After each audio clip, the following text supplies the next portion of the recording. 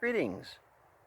We're here along the trail in the Fremont-Winema National Forest, and we spotted a whole patch of snowberry.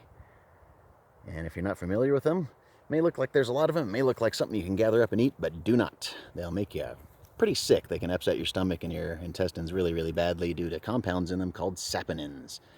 And they're called saponins because of the origin of the word. They can sort of foam up and make a frothy, foamy, almost soapy effect. And that's what native peoples would often use them for, people of yore, or any sort of plant that has saponins in it. And you don't want to eat these. There's one kind that's edible. They grow up in Canada, and they're sort of a low-growing bog, sort of wet soil plant, and they have these waxy leaves. These have fuzzy, soft leaves, and we're in a really, really dry, hot forest right now.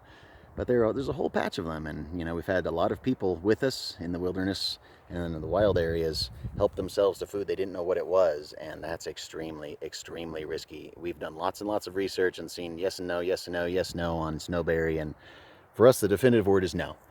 If we're not going to be seeing any in a bog or with those classic waxy leaves or the sort of egg-shaped berries, these are very ball-shaped. You just want to leave those alone. They're pretty to look at, little balls of white along the trail. But do not take any chances. You don't want to become a statistic. We've already heard this year, 2019, of someone who had to be rescued off the Pacific Crest Trail due to gastrointestinal issues. And you don't want to be one of those people just because you thought you could help yourself to something. People will say, oh, I saw it on a TV show. You can eat those. Well, are you sure exactly what that person was showing you?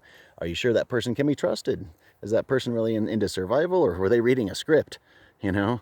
Do they have the book sitting next to them as they read out of it going, this is good for blah, blah? Like, no, we've been around snowberry. We've even nibbled on some, and just a few of them made our stomach upset a half an hour later. Not a good one to eat.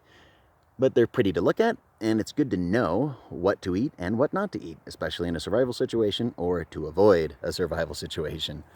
Well, thank you so much for joining us here for this brief look at a plant you shouldn't eat, but could possibly use, snowberry, in the Fremont-Winema National Forest.